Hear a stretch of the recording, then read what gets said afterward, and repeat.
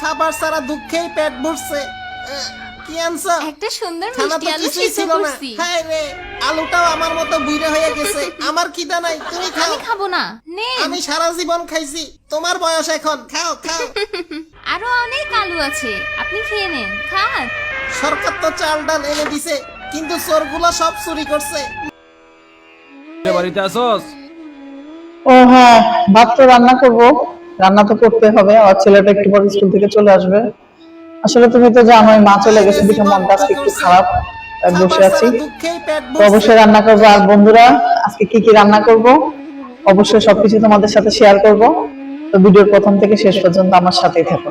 আমার খিদা নাই, তুমি খাও। আমি খাবো না, নেন। আমি সারা জীবন খাইছি, তোমার বয়স এখন, খাও খাও। হায় রে জীবন, কি করছে? খাবার সারা দুঃখেই পেট ভরছে। তো বন্ধুরা, এই তো চলে এলাম রান্না করতে। তো রান্না তো আসলে করতে হবে, যেহেতু বাচ্চারা আছে করে। মন যতই খারাপ থাকুক আর যত যাই হোক, এটা যার যেই কাজ, যার যে দায়িত্ব, সেটা তাকে প্রত্যেকটা মানুষকেই পালন করতে হবে। তো আমি এখানে মুরগি দিয়ে মিষ্টি কুমড়া রান্না করবো। তোমরা থাম্বনেল দেখে অবশ্যই বুঝতে পেরেছো। তো এখানে মিষ্টি কুমড়াগুলি আমি চাকা চাকা করে কেটে নেব, যেহেতু মুরগির সাথে রান্না করবে একটু বড় বড় করে চাকা করে কেটে নেব। আর তোমরা কে কে আমার মতো মুরগি দিয়ে মিষ্টি কুমড় দিয়ে খেতে পছন্দ করো? এটা কিন্তু আমাদের ঘরের সবাই খুবই পছন্দের একটা খাবার। সবাই পছন্দ করে, কারণ বাচ্চারা আসলে সবজি খেতে চায় না, এটা হলো মূল কথা, সবজি খেতে চায় না। তো এভাবে মুরগি দিয়ে রান্না করে দিলে দেখি যে ওরা সুন্দর খায়, মানে জিজ্ঞাসা করে না যেটা কি। তা আমি দেখলাম যে না, বাচ্চাদেরকে আসলে খাওয়ানোর জন্য একটা টেকনিক। তো এইভাবে আমি চাকা চাকা করে মুরগিগুলিকে ইয়েগুলি সরি মিষ্টি কুমড়োগুলি কেটে নিয়েছি। আসলে আজকে আমার মনটা খারাপ, তোমরা বুঝতে পারছো, মানে রান্না করতেছি ঠিকই। তো এখানে নিয়ে নিয়েছি আমি বিটরুট। বিটরুটটা তোমরা কম বেশি সবাই চিনো, আর যারা চেনো না তারা অবশ্যই দেখে নেবে। এটা কিন্তু খুবই উপকারী একটা সবজি। তো আমি আজকে বিটরুটের বিষয়ে শুধু এতটুকু বলবো, যাদের লিভারে চর্বি আছে তারা কিন্তু বিটরুটটা অবশ্যই খাবে। তো আমি এটা একটা স্লাইস করে নিয়েছি একটা সালাতের মেশিনে। তোমরা যে যতটুকু কুচি করে পারবে কাটতে, আবার কেউ কেউ দেখা গেছে চাকা চাকা করে সবজির মতো করে রান্না করে। তো আমি আজকে ভাজি করব, রান্না করব না।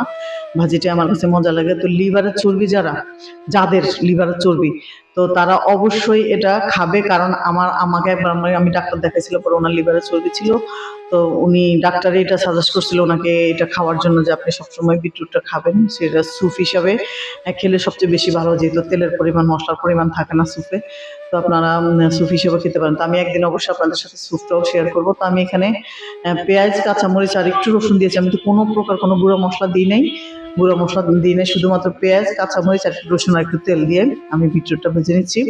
তো ভালোভাবে বিটরুটটা ভাজছি। আর বিটরুট রান্না করার সময় আপনারা খেয়াল করবেন, যখন বিটরুট কাটবেন কাটার পর কিন্তু ধুয়ে নেবেন, মানে এটা কুচি করার পর কিন্তু ধুবেন না, তাহলে আপনার ওই যে মেন যে ভিটামিনটা ওটা কিন্তু বের হয়ে যায়। আর এখানে দিয়ে দিচ্ছি একটু টমেটো দিয়ে আমি আবার একটু ঢাকনা দিয়ে রাখলাম। তো ঢাকনা দেওয়ার পরে এই যে হয়ে গেছে মোটামুটি আমার বিটরুটটা কমপ্লিট। তো যাক, তা আসলে আজকে রান্না করতেছি, আর সত্যি কথা বলতে কি আমার আসলে রান্না আজকে মনোযোগী নেই। কারণ মা চলে গেছে, খুবই খারাপ লাগতেছে। আর মনে মনে ভাবতেছি আসলে যে মা আমাদের লালন পালন করে বড় করে বিয়ে দেয় বা ছেলেরা বিয়ে করে, তখন সেই মা কিন্তু একসময় আমাদের বাড়ির মেহমান হয়ে যায়। আসলে আমার এগুলো চিন্তা করলে খুবই খারাপ লাগে, সত্যি ইমোশনাল হয়ে যায়। তো যাক, আল্লাহ পৃথিবীর সব মাকে ভালো রাখুক, সুস্থ রাখুক, আমি সবার জন্য দোয়া করি। তো আর এখানে আমি মুরগি দিয়ে মিষ্টি কুমড়াটা রান্না করছি। মুরগি দিয়ে মিষ্টি কুমড়া রান্নার জন্য আমি এখানে তেল এবং পেঁয়াজ দিয়ে দিচ্ছি। তোমরা চাইলে এটা ব্রয়লার মুরগি দিয়ে কিন্তু রান্না করতে পারো। আমি আজকে সোনালী মুরগি দিয়ে রান্না করতেছি। ব্রয়লার মুরগি দিয়ে রান্না করলে কিন্তু খুবই মজা। আর দিয়ে দিলাম এখানে ব্লেন্ডার করা গরম মশলা, আদা, রসুন আর হলুদ, ধনিয়া গুঁড়া, মরিচের গুঁড়া, মানে মাংসে যা যা মশলা লাগে আমি সবকিছু এখানে দিয়ে দিচ্ছি। দিয়ে মশলাটা ভালোভাবে কষিয়ে নিব। আর সবচেয়ে বড় কথা কি, আসলে রান্নার মনোযোগ এমন একটা, আমি মনে করি রান্না কিন্তু একটা শিল্প, মনোযোগ দিয়ে রান্না করতে হয়।